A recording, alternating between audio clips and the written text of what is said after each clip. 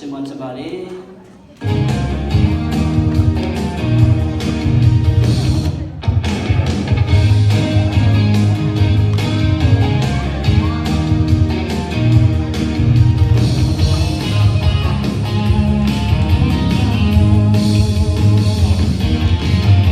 အေးချမ်းလာတဲ့စောင်းမညံနာမှာတရားတော်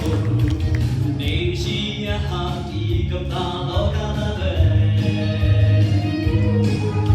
အပြင်းမလုံမြောက်ဖို့ဒီမလုံမြောက်ဖို့လောကကိုလူစစ်သားခဲ့အေးချမ်းလာတဲ့စောင်းညံ